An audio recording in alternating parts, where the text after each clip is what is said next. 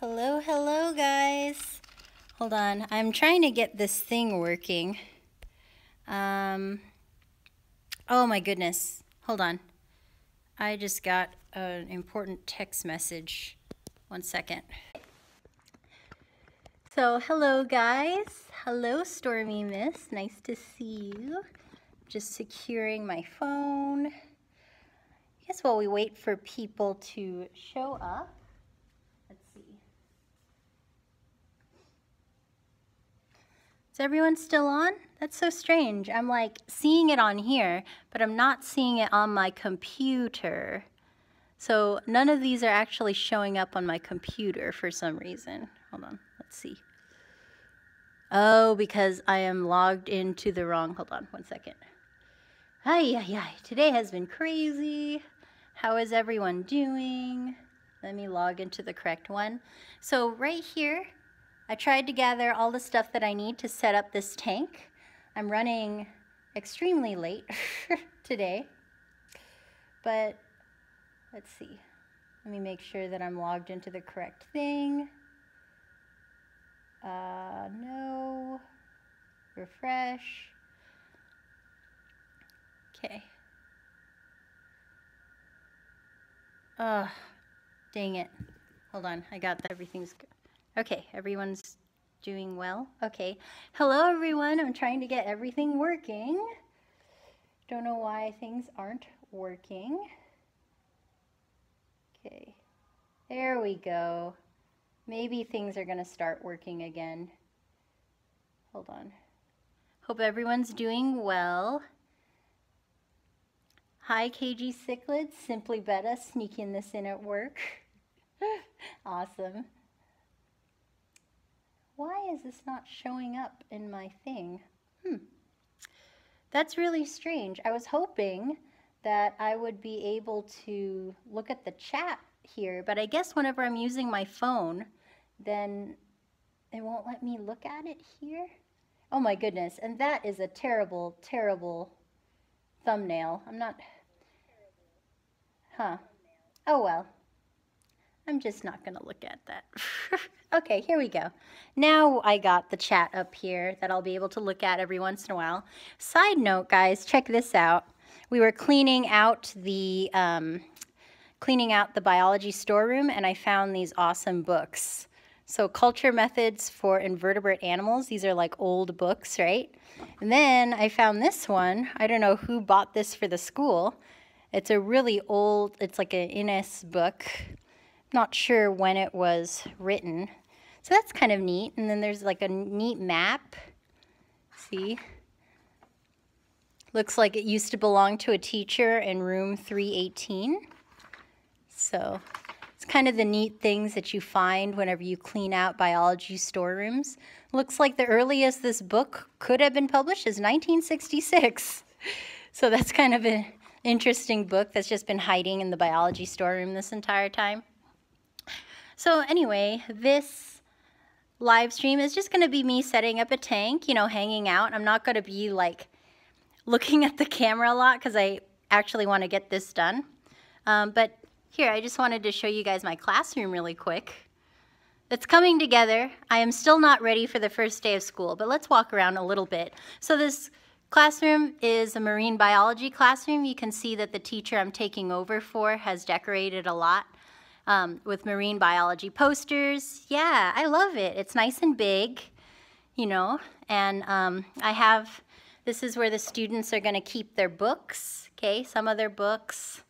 I have, this is some research that I did last year, so it's nice to actually have my research up posted somewhere. So this was a really interesting not experiment, but thing that I did. So the students can actually see what a science poster looks like, you know. And this is, I also made one for my summer research that I will be presenting at a conference soon. And I want to go through that with you guys someday if I ever find time. What kind of fish are going in? I think I'm going to go with Goodeids. So I've been talking to Greg Sage, and there is a really cool Goodeiid that I want to try that he thinks will be snail safe. Stormy Mist, what grade are you teaching? I am teaching 9th graders, and then I'm also going to teach 11th and 12th grade marine biology. So I just really like this classroom. It's really big windows. Okay, this doesn't matter to anyone, but you know, I have to be really organized, so I have everything labeled. A 10 rack of 40 breeders, yeah. I know, it needs a bigger tank. I would, Nathan, but I need to move out of this classroom. So I'm only here for a year. So anyway, all of these items were all over the place. So that's just DVDs. But yeah, look at all this stuff. I found these all over the room, and then I consolidated them and put them all in one spot. So I wrote, you know, what's in every cabinet. I like one of the veteran teachers helped me create this table space. So it's nice, all the students, you know, none of them will have their back to the front. So the first tank that went into the classroom, okay, so the thumbnail is like setting up my first tank, but I've had this tank forever. And it's an acrylic tank, so all I had to do was just like carry it to school. And so you can see I have shrimp in here. I tried to lure them out with that algae pellet, but I don't think they know where it is. But anyway, this is my desk tank. It's really bright in here, so it's hard to focus on the tank.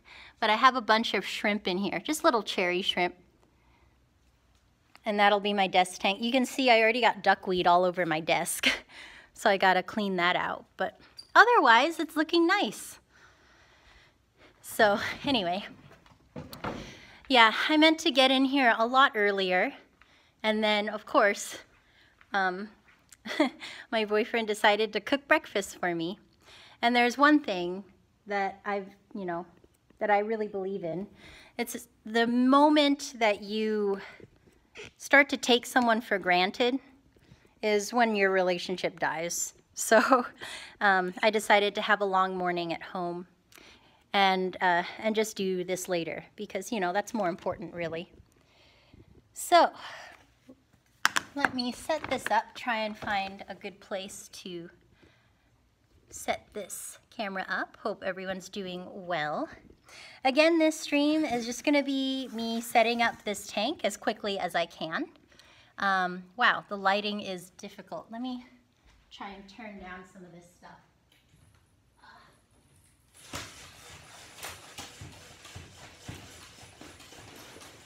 Okay.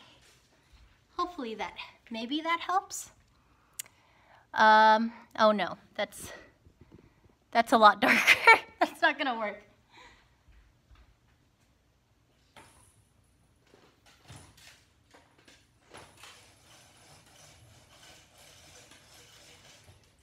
Okay. Oh, relationship goals. Oh, that's so nice of you. Yeah, and another thing too is let's see. It's kind of difficult because I can't exactly see where I am. Wait, I can actually look at this and then wait. Oh my goodness, there I am. I guess maybe if I sit here, then I can, this is really weird. I'm like watching myself over there. But yeah, I think that's one thing that people don't talk about enough is whenever you first get into teaching is that it's draining. So the first 2 weeks have just been lots of professional development. I've been getting up at like 5:30, 6 in the morning, 5:30 or 6 in the morning. And then when I get home, I literally crash. And then by the time he gets home, I'm already asleep. So although we live in the same house, we barely see each other because we're just like this, you know? So yeah, this morning it was like, I did wake up at 6:30 again, but it was like, I can either come here and do more work or I can actually spend time with him, so. And then another thing is that San Francisco Aquarium Society is having this really cool field trip to one of our members' houses, like fish rooms today. But, you know, problem is that it's like really far away. And then if I go, I'm gonna drive myself. But then later on, my boyfriend and I are gonna like go to Sebastopol together, but I'm going to work in the car using his cell phone as a hotspot. And it's like my mobile office. So sometimes you just have to make sacrifices, you know. It's like I want to do something, but you know, you also need to make a lot of time for your partner. So anyway, oh my goodness, we have Jimmy here. Jimmy from Aquarium Co-op. Okay, this is a little awkward. Maybe I could like go like this. No, because then, okay. Well, I'm not good at camera angles, so we'll see. Ah, it's so bright in this classroom. Maybe if I went on this side. Basically, I just want to set you guys up so you can see what I'm doing. Okay. All the fun things, Lizzie, oh, I'm sorry. All the fun things you get to do in California. Yeah, you know, an hour is pretty far, but sometimes you gotta drive an hour. Let's see. All right, how about that, guys? Is that a better angle? Slightly better? See, I need someone to like tell me what angle is best. Because again, I'm going to be, yeah. It is a cool classroom. I love all the decorations, so. Okay, I think that's good. The light's good, the light's behind the camera. So, okay, this tank, again, was donated by Tazawa Tanks. Check out his YouTube channel. Tazawa Tanks lives, or Zenzo, lives like 10 minutes away from me. And he was awesome and donated this awesome tank. It's a 20-gallon long. And so in my other live stream, we came up with a gazillion different ideas of fish that could go in here. And the ones that really stood out to me were like white clouds or goodeids. And I had already talked to Greg Sage about the goodeids. So I think I'm gonna go with goodeids. I really liked a lot of the other fish too, but I need fish that are like pretty cold tolerant. And this classroom right now is about 68 degrees, and it can get a lot colder and it can get a little bit warmer. But San Francisco's pretty foggy. Oh wow, my head's totally cut off. I'm not sure how to like make that better though. Maybe if I put it on a book. Let's see. Maybe if I put it on a book, but then I want to make sure that y'all can see whatever I'm doing. Okay. All right. Is this better? It's weird because I'm like looking over there. Okay, so I'm gonna go with this, and the lag's pretty funny, but yeah, there you go. Now you guys can see my eyes. Anyway, what was I saying? Yeah, so this tank was donated by Zenzo. It's a 20-gallon long, and I think I'm gonna go with goodeids or white clouds. I still haven't quite decided. I've been talking to Greg Sage, and the goodeids that he suggested stay pretty small. They're about 1.5 inches long, and he said that they shouldn't bother the snails, so we'll see. And I've always wanted to order fish from Greg Sage, and it just seemed too good of an opportunity to like have this cool tank, you know, and I don't want to have an aquarium heater in it, at least not in my first classroom tank. You always have to think about safety in the classroom, and an aquarium heater is one of the most dangerous things in the aquarium hobby that you can expose people to, right?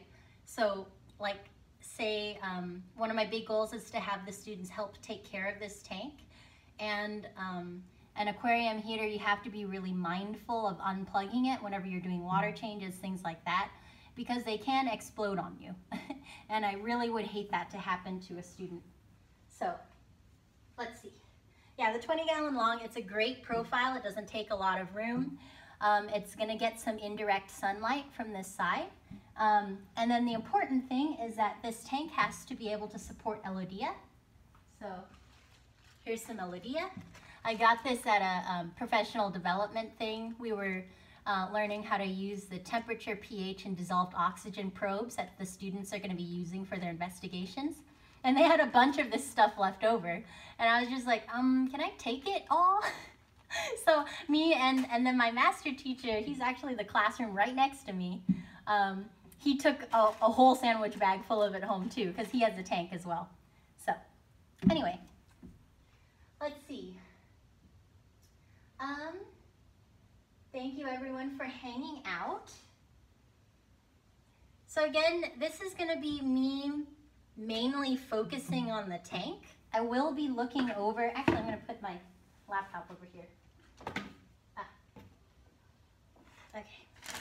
So this is going to be me mainly focusing on the tank. Okay. I'm not going to be hamming up to the camera very often. Is that better? There you go. So this is going to be me mainly focusing on the tank. I'm not going to be hamming up to the camera that often because I really want to get this thing set up. I'm still not ready for the first day of school. Even though the classroom looks cleaner, there's still a lot that can be done. And then I need to still print out all the lesson plans and stuff. And when school starts, I really don't want to be focusing on my classroom anymore. I want to be focusing on the kids. Because I have 170 students this year. 170, so let that sink in, right? So, and every single student, I want to learn their name. I want to know what their interests are. I want to know how they learn best. All those things. So as soon as school starts, it's all about the students trying to figure out them. And I really don't want to be messing with this tank too much. So 170, yeah. So I'm teaching 5 classes. Our classes at Lincoln High School, you know, they range about 30, and then, you know, it's a big school. We have like 2,100 students. So that's 2,100 students, okay? And I'm one of 6 biology teachers, so. Let's see. Let me just check in. I will check in on comments every once in a while, guys. So what am I going to use for lighting? So lighting is just going to be this, indirect sunlight. A lot of my tanks at home don't have lights over them, and I'm just going to have like a glass cover over this so the light can come in. I can change the shade. Let's see. I think it will be fine with a heater. Your class is 9th grade, not kindergarten. Yeah, that's true. So in the future, I would love to have some cichlids in the classroom. When I can get a bigger tank. So that was another one I was looking at, were shell-dwelling cichlids. So that would be awesome. Yeah, it's a lot of names to remember. It's a lot of names. Jimmy and Nathan, it's a lot. If you need to vent, just do a live stream. Well, some of them might be in this live stream right now. I don't know. I have had students show up in my live stream before, so that would be really unfair. To vent to this audience, you know, because if they want to get into the hobby, then I want them to be in the hobby, and it's supposed to be welcoming, you know. So let's see, CPR honors, no, it's just regular 9th grade biology, introductory. They come in from middle school and just jump right into my classroom. That's the first 2 sections, biology, and then marine biology is 11th and 12th graders, so that's a whole different ball game. So okay, shell dwellers are really popular in a class. The lids would always go up and see what the substrate looked like that day. Yeah, I think it would be great to have shell dwellers in the classroom one day. So, thank you. This is educating, so why not stay? Yeah. Signing up, Miss Souza. That's my name. It's it took me a long time to get used to that, because before it used to be, you know, Jeanne, and then for a while it was Professor Souza. And then now it's Miss Souza. So, okay, I'm going to get started because I'm already running late. Let's see. But again, if someone loves you enough to make breakfast for you, you don't say no. You eat that breakfast, okay? So, let's see. I want you guys to be able to see what's going on, but I also don't want you guys to see, like, my face would be nice. Okay, that's better. All right, so I went to 6th Avenue Aquarium. Okay. Let's see. I got plant sand, okay? I was struggling a little bit with what kind of substrate to put in here. And I am gonna have plants in here, but all of the plant-specific substrates soften the water. And the fish that I wanna keep in here like harder water. So I decided to go cheap and inert. And let's see. So I went with planted sand and some gravel. And I am supposed to rinse these off. And it's been so long. Most of my tanks are bare bottom. Like my planted tank at home is the only other one that kind of has substrate. So, drop the L word. I just meant, like, you know, if someone like wants to take time out of their day, you know, and make breakfast for you, and you have a choice between doing work that you're gonna get done anyway, and, you know, and staying home and spending time with that person, then yeah. So I'm gonna start with, I don't know, okay guys, really quick, what should I put in first? Because I've never done a tank like this. Should I put in gravel or should I put in the sand? Because I got both not quite knowing what I was gonna do. I know they're gonna mix up anyway, but just really quick, what do y'all think? Should I put in like this gravel first or should I put in the sand first? Gravel first, gravel then sand, okay. Because I'm thinking, yeah, if I put the heavier stuff on top, then it would just kind of go down to the bottom. Sand is pretty looking. Okay. Love is love, girl. Hear ya. Gravel on the bottom? Okay, let's do that. Okay. Ooh, this is a little dusty. All right, so the sink is over there. So let me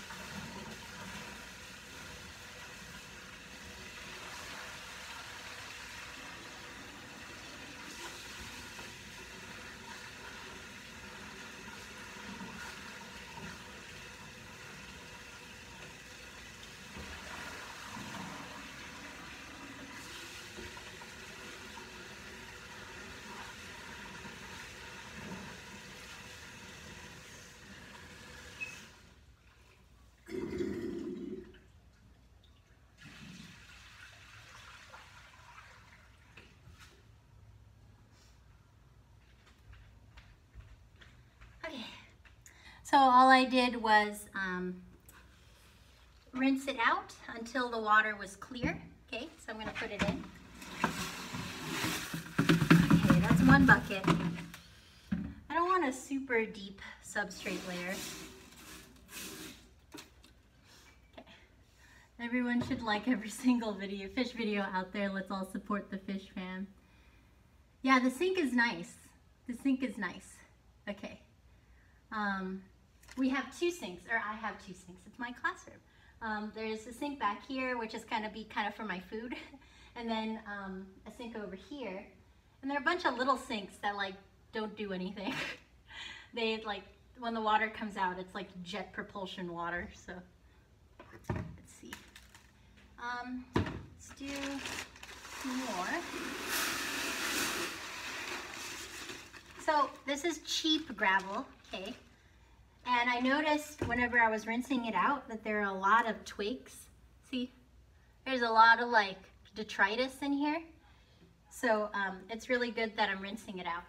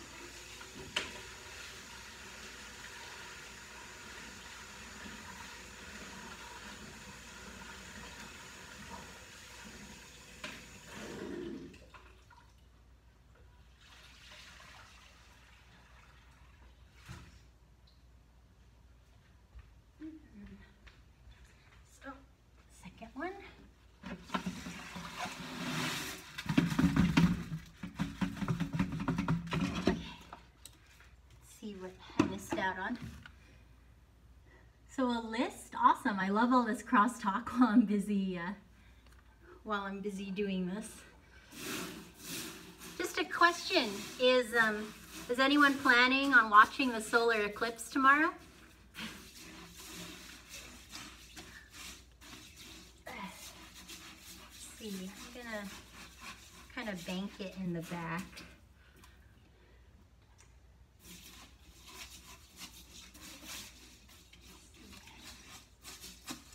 I don't want a super thick substrate later because I want to be able to move this tank.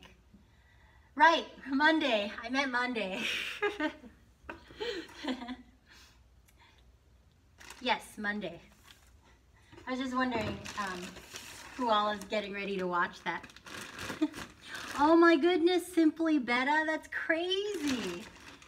You're gonna be in the path of totality. That's gonna be a great movie one day. Someone should copyright that right now, In the Path of Totality. It's too hot to be outside. Put the wine down. I'm not drinking wine, although it is the weekend. Yeah, Simply Betta, I was reading news articles about how a lot of places in Oregon have run out of gas. Everything is like already the, all the roads are messed up and things like that. I wish I was in the path of totality. Oh my goodness.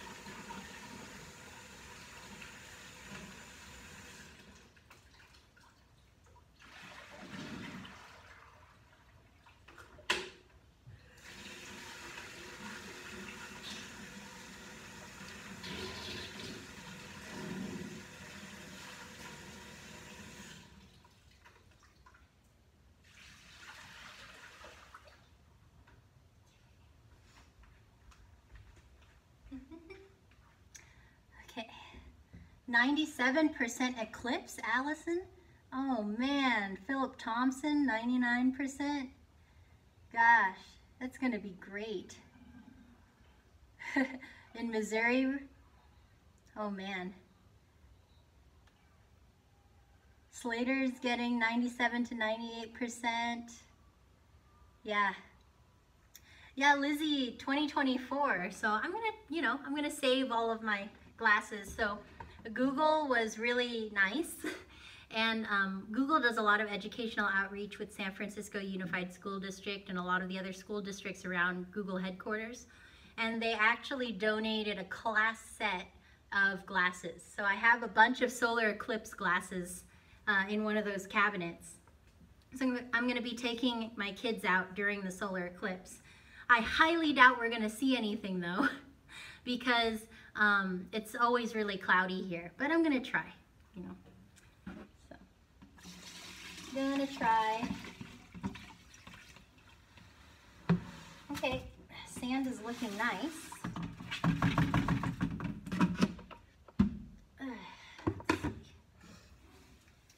Yeah, you guys were totally right. Sand on top looks awesome. Hopefully it's not too cloudy. Just keep going.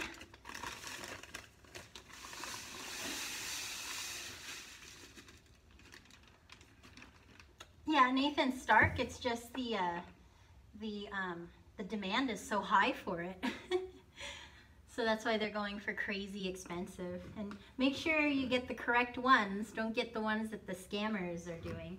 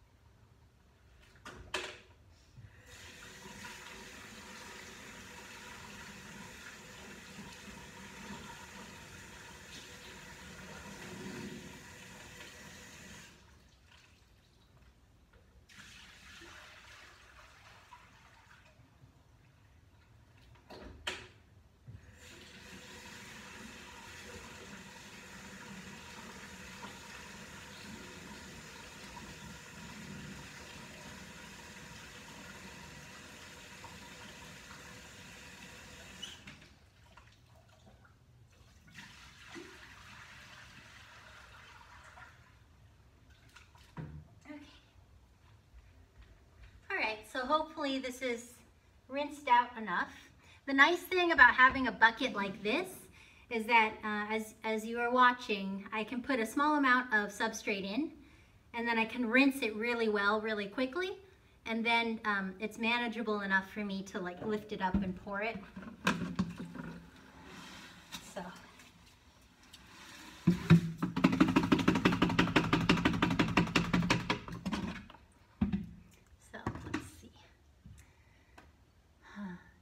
IU is giving away glasses at their Eclipse Festival. That's awesome. Nathan Stark, I was just thinking of that. What if they're fake and you get screwed? Yeah, it's someone is gonna have their eyes completely damaged by this, but you know. And I guess, so here's the thing with the eclipse. So whenever you look at the sun normally, it's too bright to look at. Okay, so normally you have like this inbuilt safety mechanism, right? It's way too bright. There's too much visible light coming off the sun that it's too painful to look directly at it long enough for your eye to burn, for the back of your retina to literally, you know, sizzle up and die. However, during the eclipse, it becomes really, really tempting to look at the sun, to look directly at the sun, because the eclipse blocks off enough of the visible light that it's not painful to look at it, but there's still enough UV rays getting through to really damage your eye. So during the eclipse, there's, again, the visible light is getting blocked, but the UV light that is going to destroy your eye, there's still enough UV light coming down off of the sun that it's going to fry your eyeball. So that's the main reason why it's so easy to get damaged during an eclipse.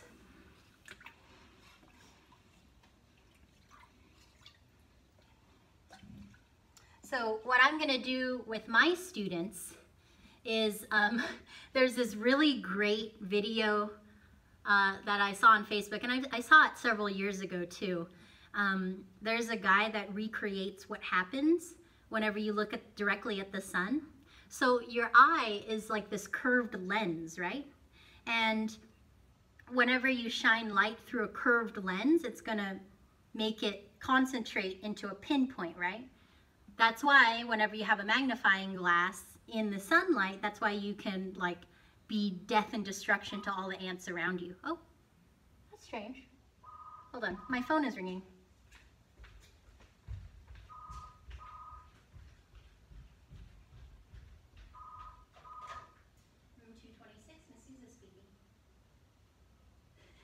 Did you like how I sounded? Was that good?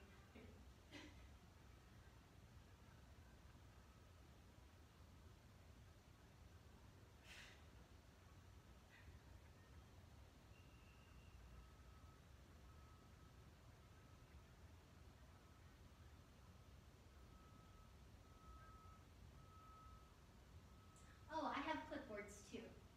So, yeah, there's a bunch of clipboards in here. Okay, sweet. Bye.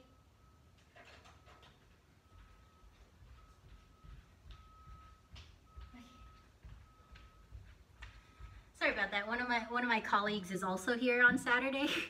So he and I are, it was about the eclipse actually. So he and I are planning, we're coordinating how to bring our kids outside during the eclipse, and we're sharing supplies. So that was what that phone call was about. Okay, let me show you guys what it looks like so far. So actually, you can't see much of the gravel, but that's okay. I don't want to put in much more substrate than this because I want to be able to move my tank after this year. And this is fairly heavy as is. Even though it's a pretty shallow substrate, that's fine for me. Okay, now the fun part. Let's set up over here so that we can unbox Aquarium Co-op's plants. So, ooh. All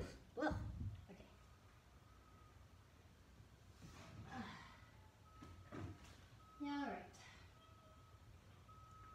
Let's see. Thank you, moderators, for keeping my channel child-friendly, family-friendly rather. Okay, so pretty excited to do this. Okay, still can't see my face. Let's try maybe that.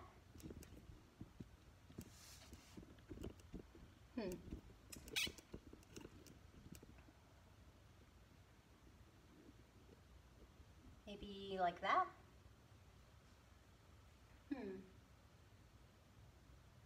Still can't see my face. All right. Over there. Nope, that's not gonna work. Huh. Let's try.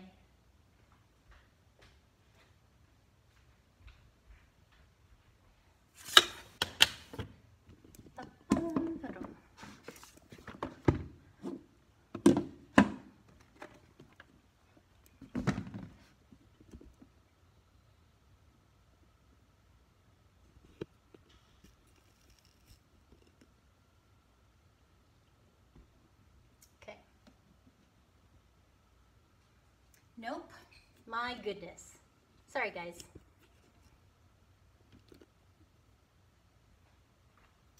Okay. That's better.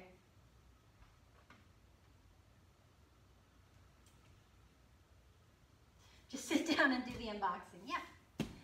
Okay, so this is a nice piece of wood that I got from one of my other tanks. So I'm going to be figuring out how to put this into the tank. Okay.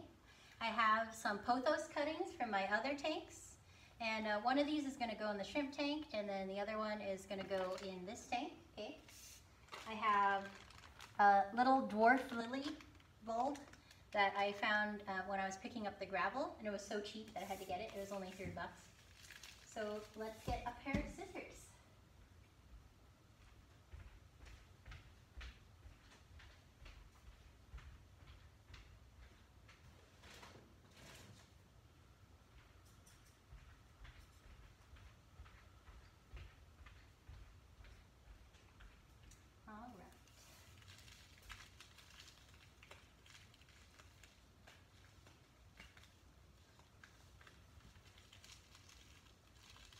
Is this part of a lab or just for fun, Franklin? So this is, it's kind of just for, it's both. It's both. I should be looking this way. So the new NGSS curriculum, so NGSS stands for Next Generation Science Standard. The new NGSS curriculum calls for the students to do a lot of labs that involve living components. One of those living components is the Eladia, okay? So I need a lot of this. It's also known as anacris, okay? And this plant is really fast growing, and it's great for studying photosynthesis because we're gonna be getting some new oxygen, like dissolved oxygen probes and temperature and pH probes so that the students can actually watch photosynthesis by measuring like how much dissolved oxygen output there is in a closed container. So I need a tank that can house anacris, also aquatic snails, so the students will be doing things with aquatic snails. And then for me, it's a fun thing as well, because for me a biology classroom that doesn't have living things in it is a little strange. So I think, you know, a biology classroom should have a lot of life in it. So, let's see. There are quite a few trolls in here, but that's okay. I have great moderators. So, let us open this up. Here we go. This is what you see whenever you look inside, okay? So you have all these unknown plants getting ready to be unboxed. Again, this is from Aquarium Co-op. So all the plants that you can see here, there. Oops, whoop. Now I'm gonna have to pick up rubber bands. I'm gonna save these because you never know when you need these rubber bands. The thing I love about these packages from Aquarium Co-op is you don't know what you're getting. And then that means that, you know, it'll get here, you'll find out what plants you have, and then you can build the aquascape around that. Okay. Let's see. Ooh, so the first one is Anubias congensis. So we have Anubias congensis. This one's gonna get a little taller, I believe. So, awesome.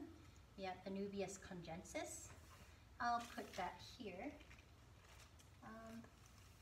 Put it here so that y'all can see what I'm getting. Okay.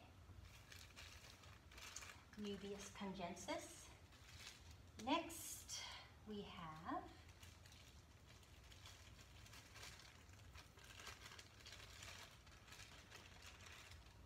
thank you, moderators, so much for all the things you do for my channel. Okay. Oh my goodness. Okay, I was hoping I would get this plant. Check this out. It's a banana plant. So here you go. Here's a banana plant. I've never had a banana plant before. I'm really excited to see what this does. So it's got these weird, crazy roots that look like a bunch of bananas. All right. Next, we have, pulling out this pot. Yeah, I'm really excited, KG Cichlids. I like lily type plants, so it'll be neat. I'll probably put them on opposite sides of one another, the lily and then this plant, the banana plant. Okay, let's see, what else do we got? We have dwarf Sagittaria. Look at this. And it's got babies already, so you can see all the babies are coming out from around the pot. And they trimmed it so it fit a little bit better in the box. So we got dwarf Sagittaria.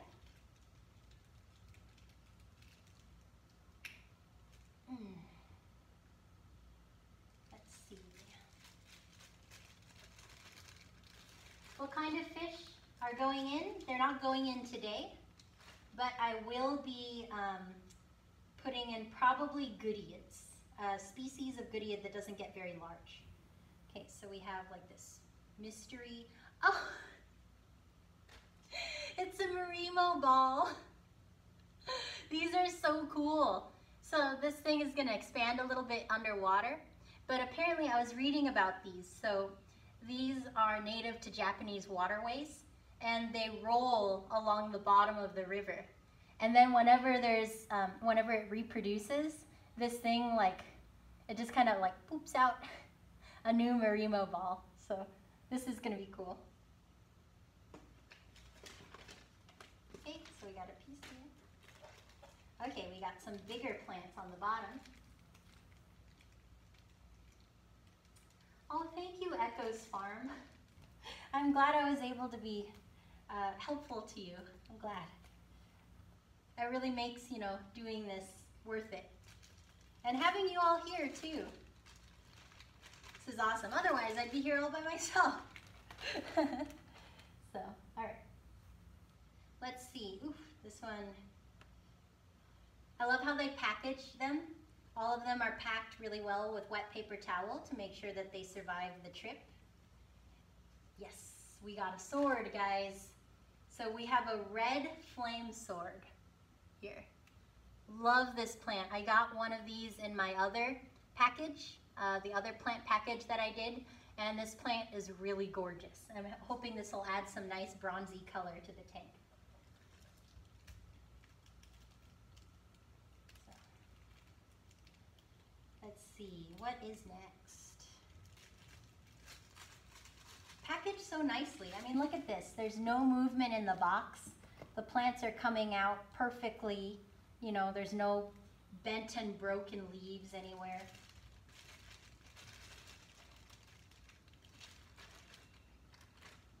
Let's see. Yeah, Echo, I agree. YouTube is great for us because it lets us share while you know, while also focusing on our tanks, because it's not like we can move our tanks places. YouTube is a way for us to share our lives without having to, you know, move them around. Okay, awesome. Java fern. And this is the cool kind of Java fern. If you look at the tips of the Java fern, they're highly divided. Okay, so this is cool. I believe it's called Wendelove Java fern, and this is a big piece. Oh, I don't have super glue. I just realized I forgot my super glue at home. I'll have to super glue it on later. So KG cichlids, all my African swords, okay, are doing great except my African swords. Oh no, I'm gonna have to 86 them. Yeah, my African sword, it grows pretty slow, the one I have at home.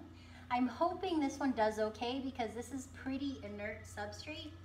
I also forgot my fertilizer root tabs, so those will be going in later. I can insert those into the gravel at a later date though. Yeah, Kala, it's a great piece of Java fern. Oh, what is this? Oops, ooh, kind of broke a piece off there. Oh. Huh. I have no idea what this is. Can anyone, wow. Can anyone identify this plant? I have no idea what this plant is. It's really pretty though. I like it a lot. Does it look, it's Ruger 2, Hydro? Yeah, 54 punchy. I'll get those root tabs in probably tomorrow. I'll probably come into work tomorrow. But yeah, it's really nice. There's a lot of it. Hydro gets big, doesn't it? I want there to be a ton of green, you know, greenery in here. I want the fry to be able to survive. The goodeids give live birth, if that's what I end up putting in this tank. Goodeids give live birth and the fry are relatively large when they come out, but the parents could still eat them. Hydrophilia, Kala thinks, the fish nerd thinks hydro. Allison changes, wow. Yeah, it's a really nice looking plant. Okay, and then, let's see. Oh my goodness, I don't know what this one is either. It looks like nettle leaves. Oh, this one has a tag. Wisteria. Okay, so this is hygrophilia, which means that can't be hygrophilia, right? Or can hygrophilia have two forms of leaves? Okay, so here's hygrophilia deformis, and deformis is kind of a nod to that in its Latin name. Deformis means, you know, it can have multiple forms, really. So here is Wisteria, Hygrophilia deformis here. And then we have Mr. Unknown over here. So it's kind of cool. These are nice big plants. Okay? So different species of the same genus, says the fish nerd. Awesome. Okay, so we have all the plants now. We have the hardscape. Oh yeah, gotta release my tiger lotus that I got. This thing is gonna get big, but it's one of my favorite plants, so I don't mind if it gets big. I have the one plant I need to have in my tank, so I have a bunch of Anacris or Elodea. This stuff floats, so it won't take up any floor space. And then I have one of these pothos things, so. That's okay, Ruru too. I love tiger lotus. It's okay if I have to trim it a lot. All right, so now let's move you guys somewhere that you can kind of watch what I'm doing while I set up my tank. Okay, let's see.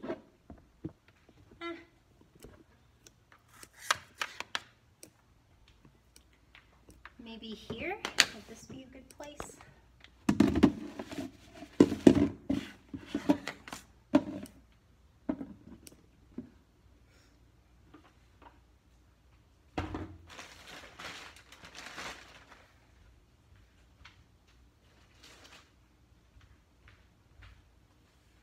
I love these lab benches. Oh my goodness, I forgot about the aragonite.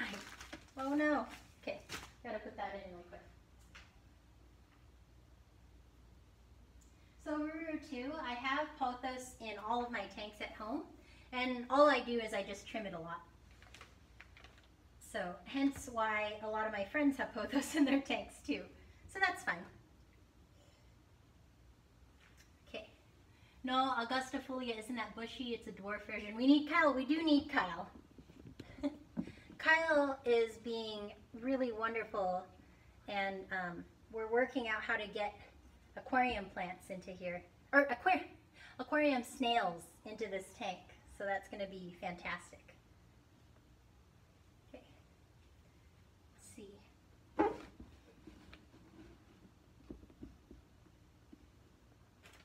Release the tiger lotus. Just like that? Oh, oh no. It's backwards whenever you move it. I think rabbit snails like it a little warmer. I'm not sure though. That would be cool. Okay. I love these lab benches because you can get like really, you know, it doesn't matter how dirty they get, you can just wipe them off. Okay, so I have the tank here. I forgot about the aragonite. So this is going to help buffer the water. We have pretty mineral deficient water here. Okay, so Luis is saying that it's Juncus repens. Ooh, Juncus repens. It's awesome. I've never kept that plant before, but it is a really beautiful plant. So I'm going to rinse this off really quick. I'm going to add this so that it buffers the water. If I end up with goodeids in here, this will be good for them too. And the snails especially. So this should help buffer the water so that the snails shall stay healthy. Malaysian trumpets. I would love some Malaysian trumpets. So I'm just going to put half of it in and put half later.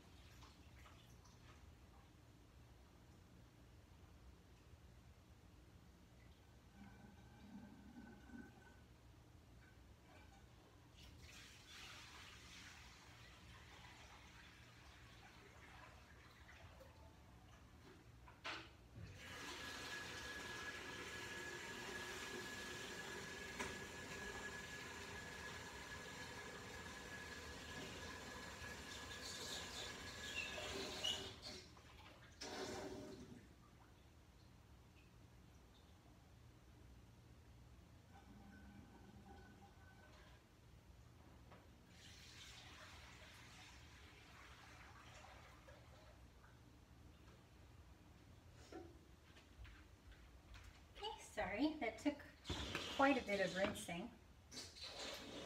Okay, got some nice crosstalk.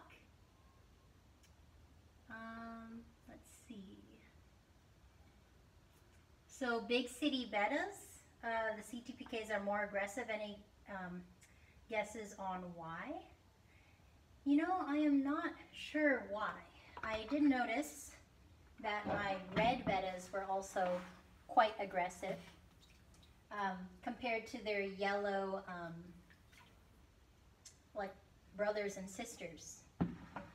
So even in the same spawn, if I had both red and yellow bettas, without fail, it was the red bettas that were beating up all of their siblings.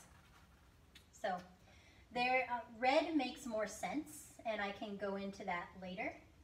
But the CTPK, I don't know. I think something about crown tail trait makes them more aggressive. I think part of it too is that short fin bettas just aren't carrying as much stuff around, you know? Oh man, this is really, this is aragonite. I tried to rinse it as much as I could, but it's very cloudy. That's okay.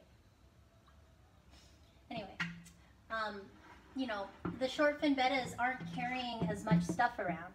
And one way I like to look at it is that half moon bettas, the long fin half moon bettas, whenever they're walking around, it's kind of like they're trying to run in a wedding dress. You know what I mean? It's just a lot of finnage, and it can tire them out faster. I see that regularly at shows. And so PKs, or the placottes, have the impression of being more aggressive. But, you know, a lot of that is just stamina, because they're able to go for longer because they're not weighed down by such long finnage in the show.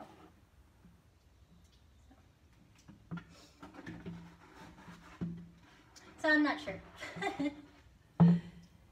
I think CTPKs have the advantage that, you know, they're short-finned and their webbing reduction reduces the weight even more, which lets them just kind of jet through the water really fast. So it might be as simple as that. Okay. Let's see. Sea urchins. Yeah, the sea urchins really decimated the kelp.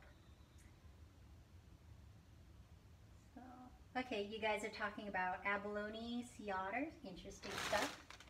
I'll just keep working on this. Okay, so the first thing I'm going to do is figure out where the big hardscape and where my sponge filter is going to go. So this is a nice, interesting piece of wood. It can go in a lot of directions. Okay. There's like, it looks really cool from a lot of different angles. I think I'm going to go like this. I like giving the fish caves. And so if I put it this way, there's like a little cave it can go through.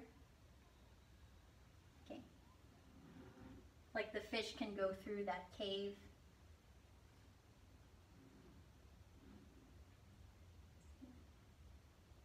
All right. And then I'm going to be using this sponge filter. It's a nice big sponge filter. Let me see. The closest outlet to this tank is actually on this side. So I think it would make sense to have the sponge filter on the side closest to the outlet, because this thing, the pump is going to go on this side. So there's the pump, and then the closest outlet is over here. Okay, that makes sense. Okay. One thing to keep in mind when you're setting up Hardscape is it gets hard to clean if you have the Hardscape pressing up against any of the glass walls. So, okay. Right, so the Elodia is floating, doesn't matter where that goes. This little baby tiger lotus, like Rurutu says, is going to get huge. So I'm going to put it in a back corner somewhere so that it will give it room to spread out. Okay. And then the Java fern is going to end up going on the wood. So, but I forgot my super glue, but I'll just put it on the wood anyway. The sword fern gets large too, so I'm going to put it, I don't want it right in the middle of the tank, maybe to the side a little bit. Just I'll move the wood over a little bit. Okay. Put the log on the other end, Philip. Yeah, I'm trying to like break it up a little bit. The tiger lotus is going to get big, so is the sword.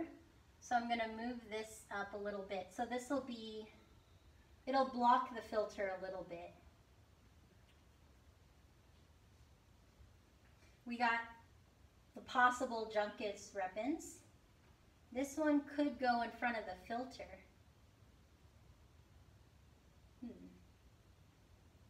So a lot of this is just going to be like fiddling around, trying to figure out what works.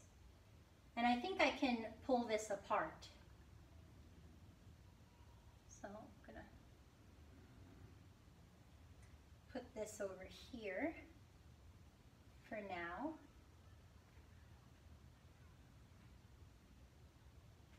Sword fern to the side. Dwarf sage is one of the shorter ones, so it's going to go in the front here, in this corner. Wisteria also gets large, so all these plants do kind of get large, which is fine. I want this tank to be like filled with plants. So the Anubias, this one does get taller, but it's going to take a while to get taller, so I'm going to put it kind of at the base of the log. And then this one I can break apart too, and I might put some here and some over there. Or maybe I want to put the sword on the opposite end of the tiger lotus. But I like it there. I think it's like a really focal plant. So if this corner has a lot of leafy stuff, another thing is like color, right? You want the color to, I want the color to be balanced. So maybe I'll have this over here.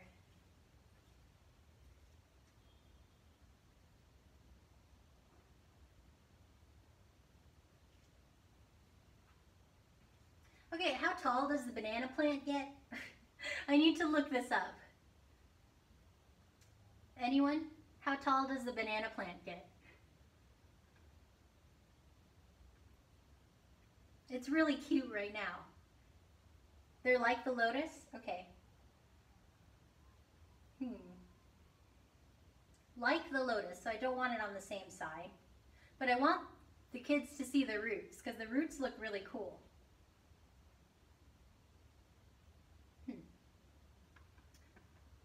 They can send their leaves to the surface. Small, put it in the front. Hey, Creative Pet Keeping. Nice to see you. Okay, let's see. Well, clearly the moss ball is going in front, because this is like a tiny thing. So we'll put it like in the, I'm just going to plop it somewhere. This one,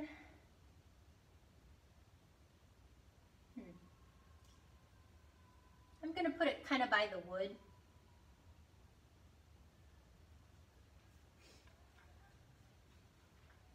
Okay.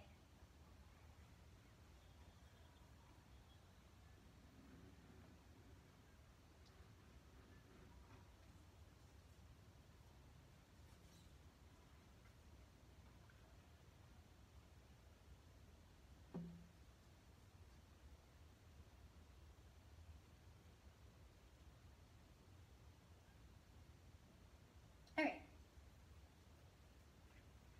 Let's see. All right, so this is kind of what it looks like right now. So I'm going to have the sponge filter in the back. This sword, I'm giving it a lot of space in the back over here, The Juncus repens I'm going to break apart, kind of put it in the back there.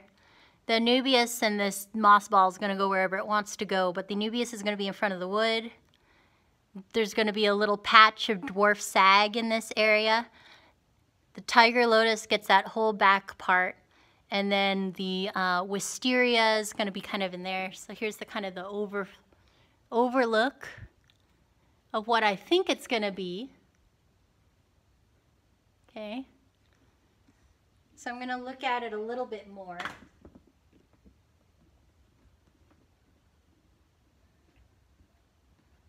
Does anyone have any suggestions for what this is looking like?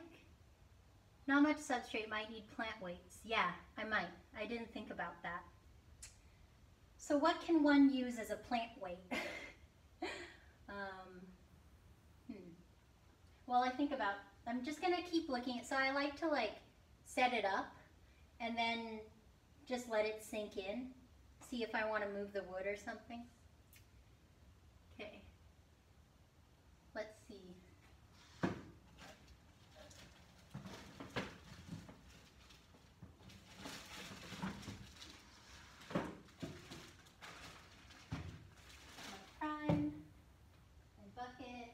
Hold on, I have tubing somewhere. I have to find the tubing.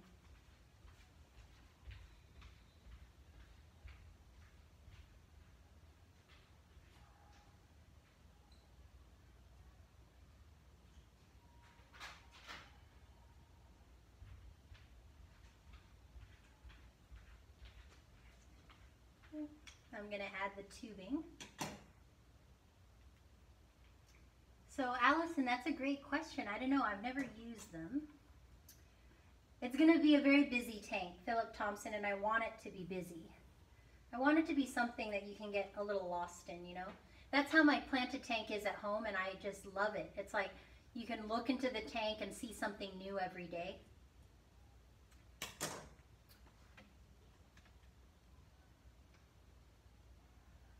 It's not an aquascaper tank. This is like a tank that I want things to be born in and live and grow, and you know, it would be really nice to have fry so that the kids can see, you know, entire life cycles.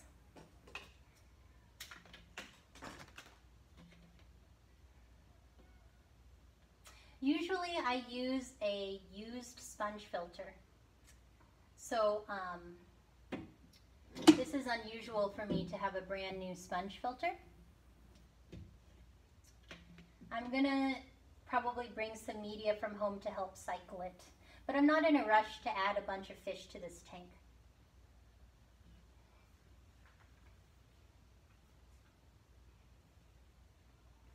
So Philip Thompson, yes. So I talked to one of my friends. He's a middle school teacher in the district as well. He has an entire wall of his classroom filled with reptiles and arachnids and all that kind of stuff. And I asked him, I'm like, how do you deal with all that stuff? And what he does is, you know, he gives it back to the students as much as he can. So he has like lists, you know, he'll ask students for volunteers. As students are interested, they'll want to contribute and help maintain and feed these animals. And he'll like work with them carefully, train them really well. And then there's like a sign-up sheet. So a kid that wants to do it can do it and then initial that they've done it. And it's been working really well for him. And that was the same model that my boss at Sacramento State did. He had 3 rooms filled, like ceiling to, you know, from the ceiling all the way down to the floor with tanks. And there's no way that he could maintain 40 different species of cichlids on his own, you know. And a lot of it is getting the students to engage, giving them the option to, and then giving them a sense of responsibility and ownership over the classroom. And then I've also been talking with one of my high school teacher friends. He has a big aquarium club at his school, at another very large high school in the district. And, you know, the kids really get into it. So, okay, so the plants are going to help cycle it. Yeah. Awesome. Yeah, I'm gonna, we'll be adding snails to this soon. Okay. Captain Spicy, I hate new sponges. Yeah, I know, but I gotta, there's no way around a new sponge sometimes. Okay, so the more I look at this, the more it's looking okay to me.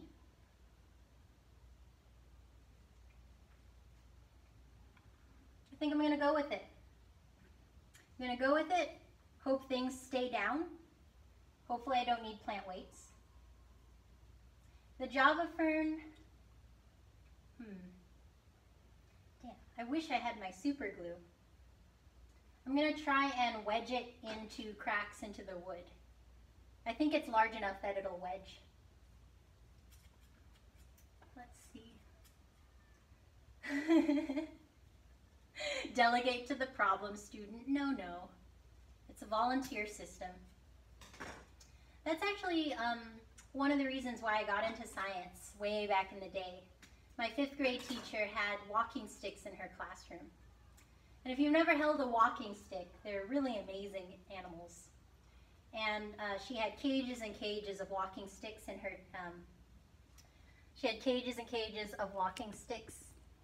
her, classroom. And it was just really awesome because she let the students, you know, us, take care of them in this 5th grade classroom. Okay, these don't have as many roots as I thought they did.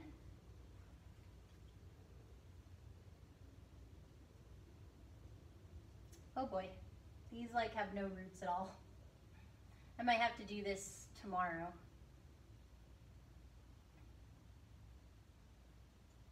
Because, yeah, oh my gosh, there's tons of Java Fern here, but I don't have super glue. Wendell Love hates me, yeah.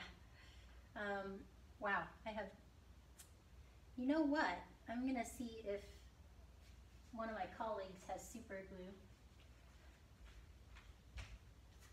Oh, of course, this is my phone. Hold on. I'm going to text one of my colleagues. Okay, sorry, I didn't know that texting would make it go away, would make the live stream go away.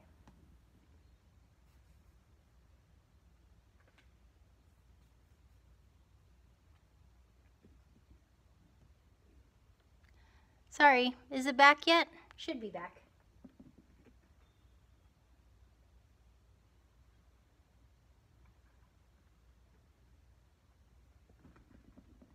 Hopefully, he's here. Yeah, sorry about that. Just refresh it.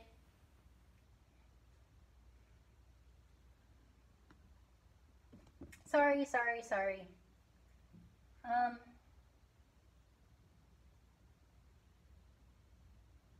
Yeah, I'm gonna have to shelve this until I have super glue. So originally I wanted to kind of shove it into cracks in the wood, but you can see that there's not a lot of root system or rhizome there. So I'm going to have to wait on that one.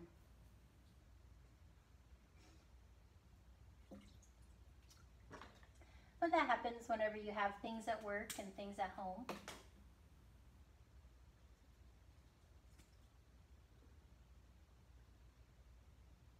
Okay, so this is the Hygrophila deformis, the wisteria. Hopefully I don't need plant weights for. So I was reading, and a lot of aquascapers suggest like planting in bundles.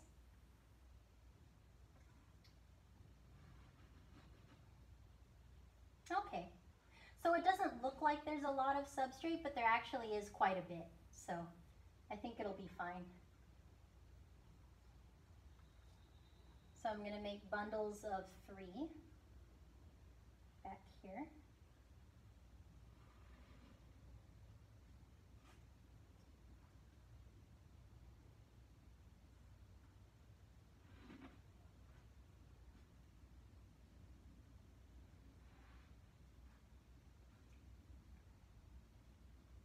Gonna give this stuff a lot of room to grow.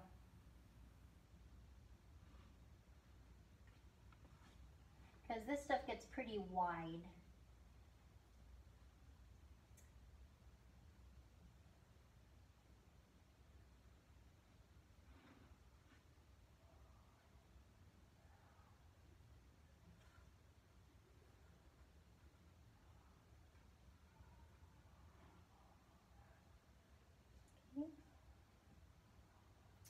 DPK is here.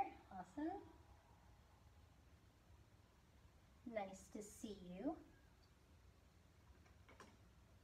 Okay, next is the Juncus repens, possibly Juncus repens. So I'm just cutting off the plastic pot here. What you can see is that I'm cutting off the plastic pot, and then I'm very gently pulling apart this wool to expose the plant. Okay.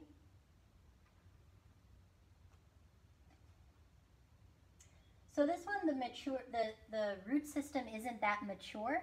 So actually I'm going to keep it in here. And then it can just rot away on its own. But the root system isn't super mature on these. These are clearly cuttings. So I'm just going to keep it inside the lava bowl.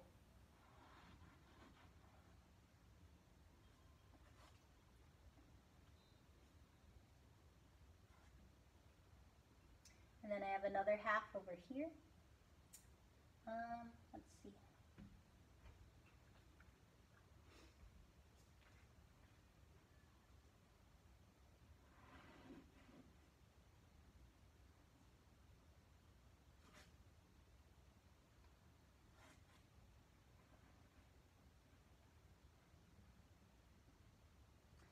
So, oh, Cape Cod, that's possible. Pogosemen stellatus octopus. Awesome. Yeah, that makes sense. I think I remember seeing this in Corey's store before when I went and visited last time I was home. So yeah, that makes a lot of sense. I think you're right. I think it's octopus. Octopus is really popular up in Washington State, but I don't see it as much down here for some reason.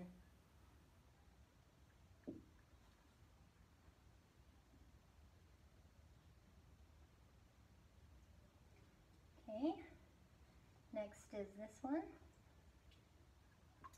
So let's see, Allison, it is a 20 long. Cape Cod, yeah, it is one of his favorites.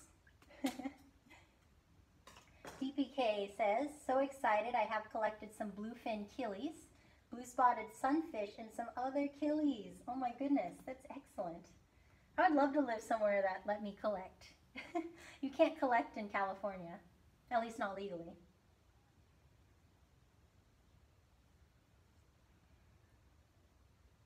Found them nearby ditch. That's awesome.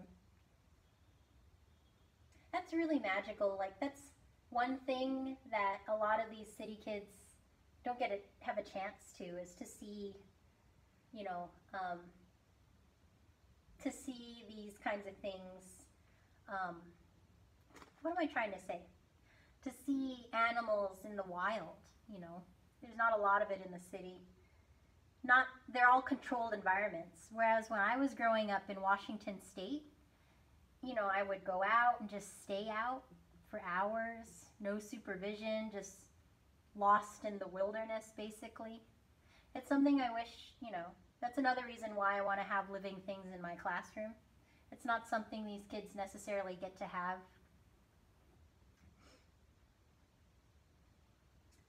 Okay, so I got my sword planted. Hopefully that lives for me.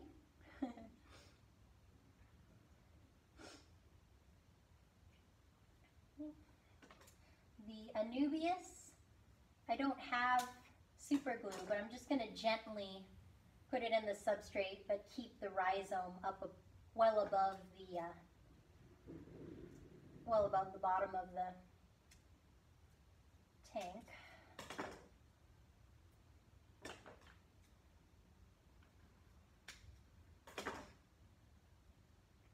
I guess I should have music on. But then that would be copyright issue, right? It'd have to be some kind of YouTube royalty-free music. So you can see like the rhizomes up here, and then all the roots are down here. So I'm going to be sure to keep the rhizome above.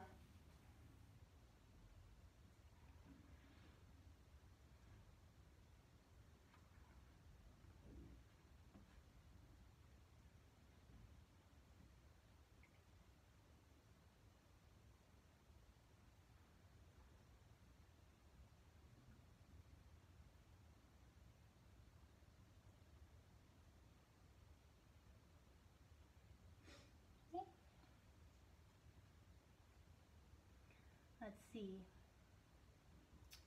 Fruits water, not sure. All of my guppy grass. So Cape Cod, I have had my guppy grass just crash as well. And I don't know why it does that.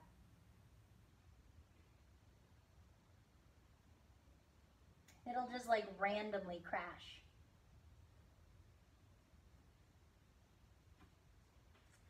Okay, last one is the dwarf stag.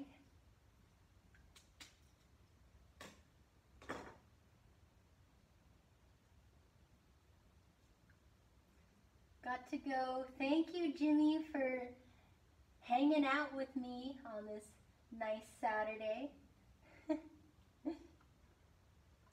Thank you so much for hanging around, being a part of this. Some of that just...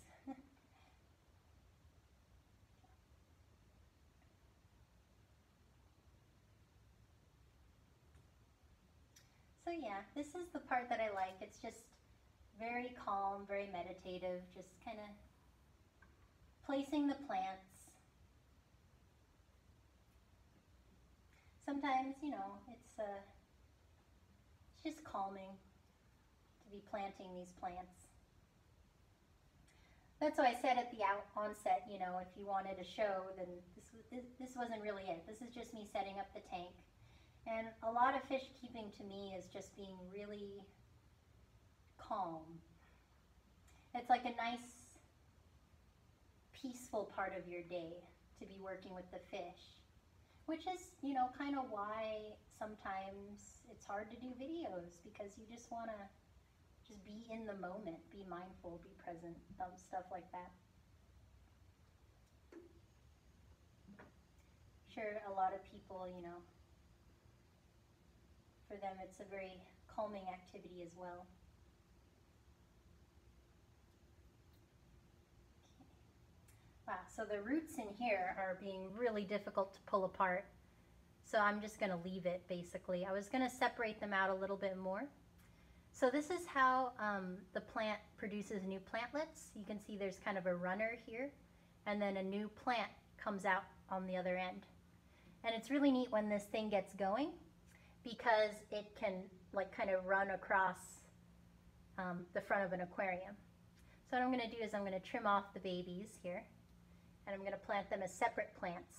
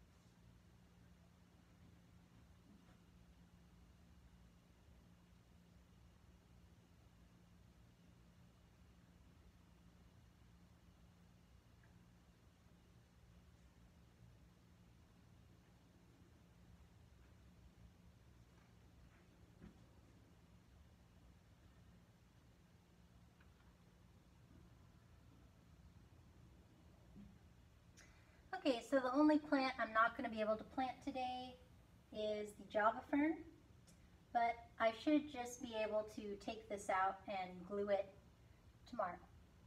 So should be easy to do that. Okay, let us fill the aquarium. get my bucket.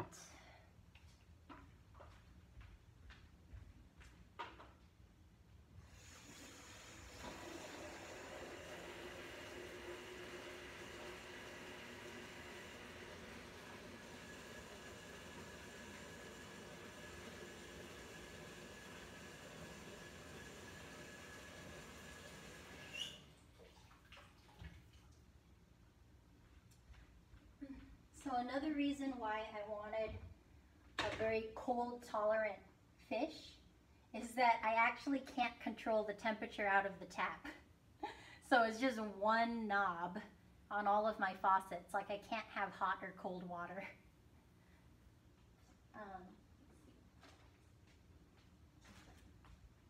I'm going to use some of the paper from Aquarium Co-op to cover the sand.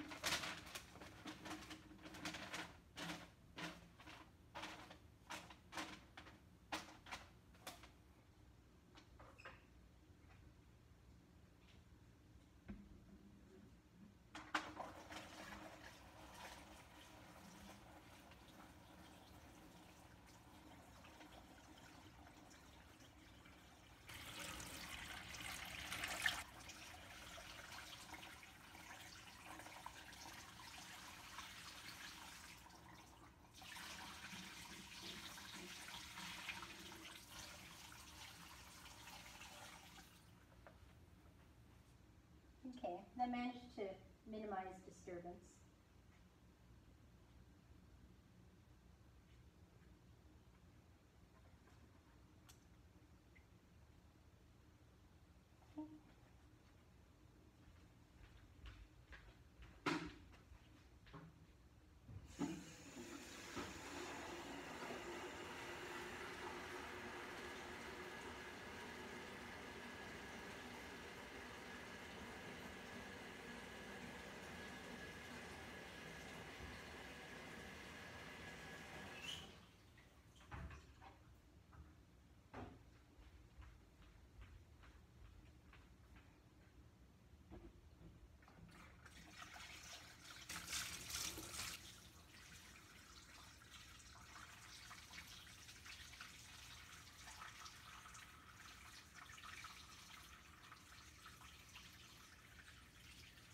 Dwayne, thank you for stopping by.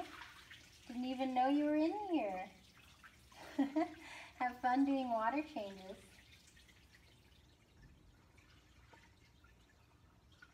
So what I did is I put paper in here in order to minimize the disturbance of the substrate.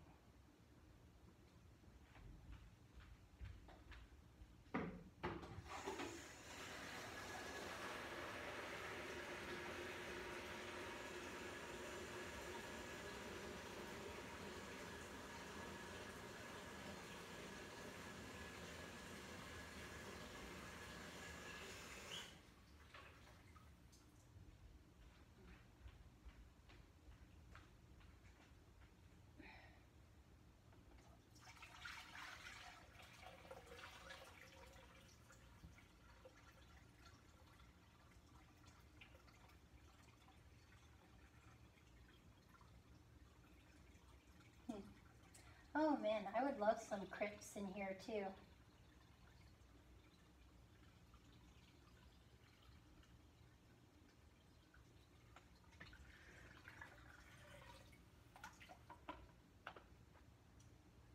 Okay, so I'm gonna, oops. So the sponge filter is floating.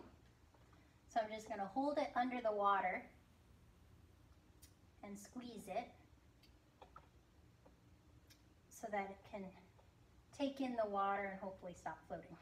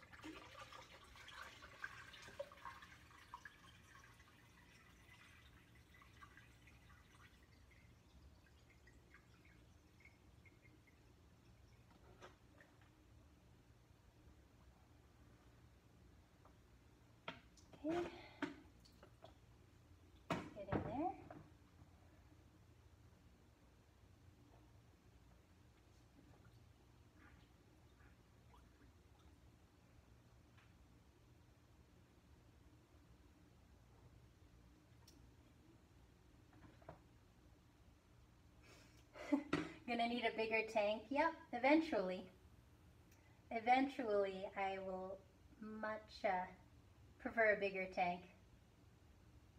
My voice is high, gamer dude? Yes, it is.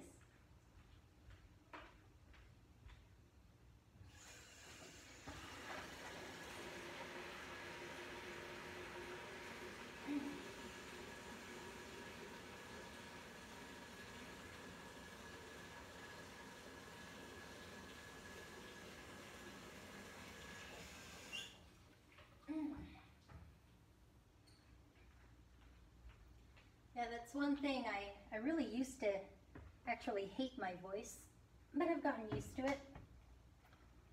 And I can drop it to a lower register too, when I need to, like when I'm teaching.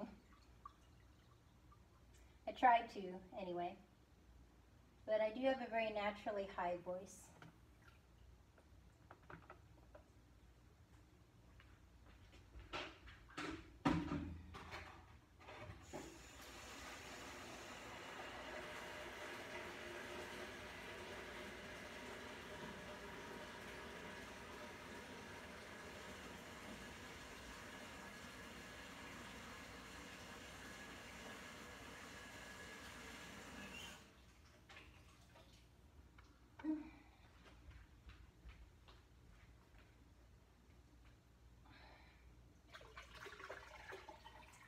Okay, we're almost there, guys.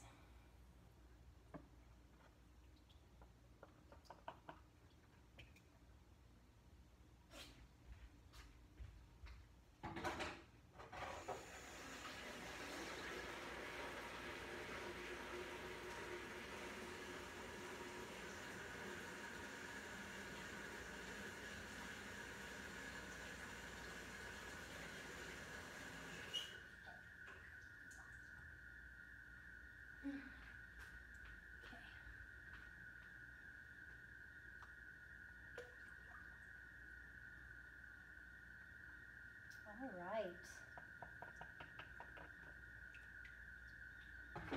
Okay, let's see what it looks like from here.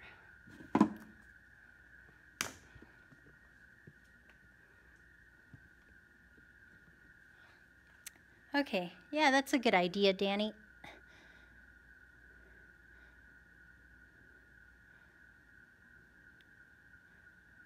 Okay. All right, so check this out. Oh, there's papers in there. Oh my goodness, hold on. Let me take the paper out.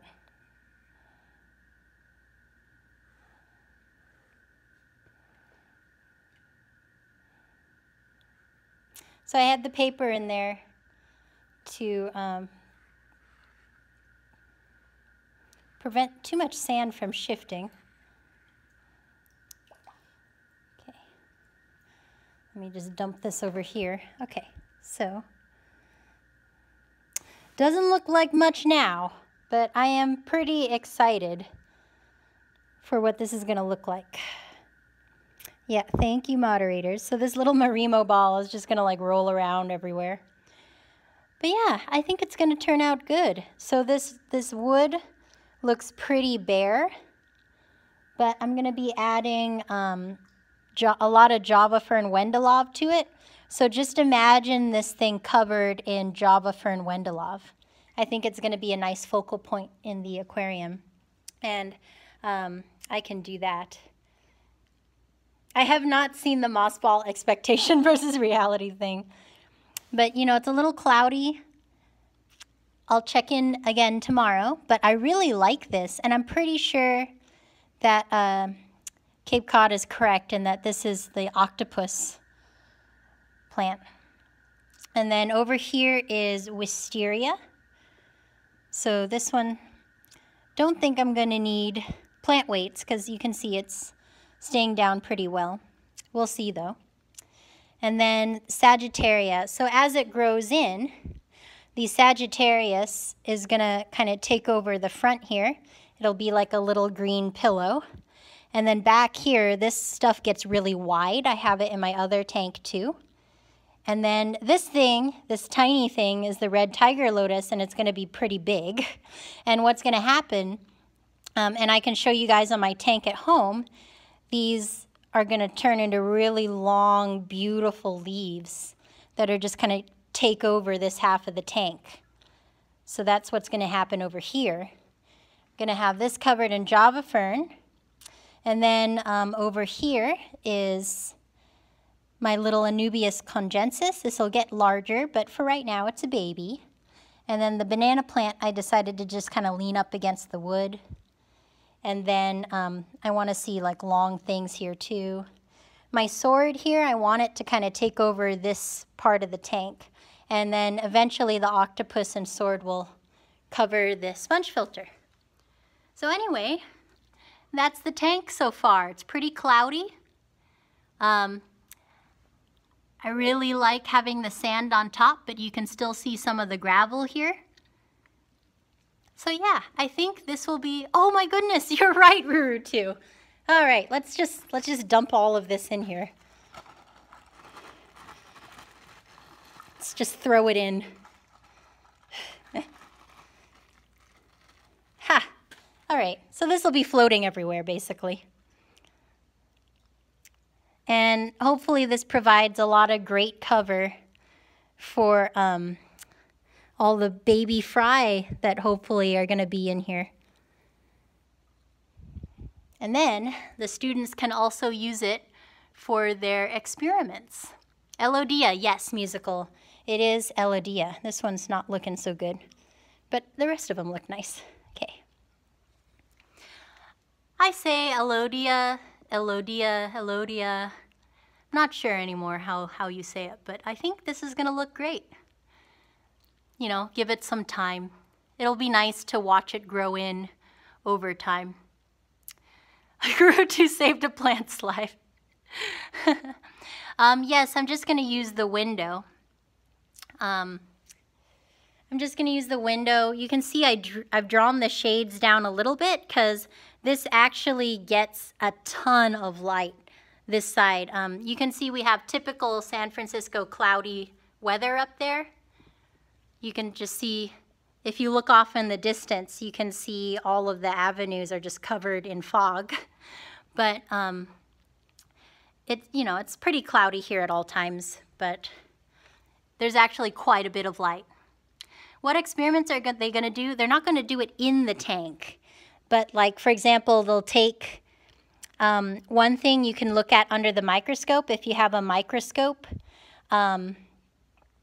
Mr. 10 Lincoln High. Yep, we are on top of a hill in San Francisco. Anyway, one of the cool things you can do if you have a microscope is to clip off a little piece of leaf, and you can actually watch the chloroplasts moving in the leaf. It's called cytoplasmic streaming. So that's a really cool thing that you can do. Another thing is that this plant photosynthesizes really quickly, and the students will be taking clips of the plant, and then they will be measuring the dissolved oxygen content of the water and the pH of the water over time. And then they're going to see how photosynthesis causes the pH to actually to go up, I think. I think that's the correct way. I have to double check, but it goes up, and then the dissolved oxygen content of the water to go up as well, because those are both byproducts of, no, the pH goes down, sorry, because the plant is excreting carbon dioxide, which acidifies the water. And then they'll be able to be looking at that in their experiments. So the students will be designing experiments around that. What are ways that you could change the photosynthesis, the rate of photosynthesis of the plant? I can provide them with different colored lights. They can change the strength of the light. They could do a lot of things in that particular experiment. They will also be looking at carbon cycling in a 2-liter system that they're going to be doing. So they're going to be building like an enclosed system. And I'll be housing the plants and the snails in here when they're not using them. So yeah. And I'm also thinking of goodeids, because goodeids are just cool. And which provides a really good talking point about like conservation and, you know, what the aquarium hobby means, things like that. I could do a do-it-yourself CO2, although that might be a little too much work. I've never done it before, but that would be really neat to show yeast producing those gaseous byproducts. So you know what? I wasn't thinking of doing it, but that's such a good idea, I might do it now. And then we could like observe differences in plant growth. The thumbnail, I don't know how to use the phone, all right? Sorry, I don't know how to use this phone. And also the front camera of my phone, like the selfie cam, is broken. So like, yeah, the thumbnail's terrible. I'm changing it later. I like hate looking at the thumbnail. So that would be cool. Could add some kids to the fish fam. That would be fun. You know, this is largely going to be their project. I'm going to have like a sign sheet over here. Did you feed the fish? You know, yeah, I'm excited. I think it'll look nice. I'll plug in, oh, actually, I haven't plugged in the filter yet.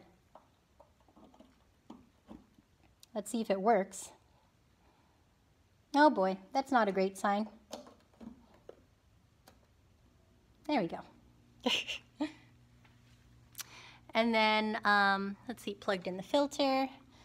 I have a glass lid that's going to go on here to discourage wandering hands.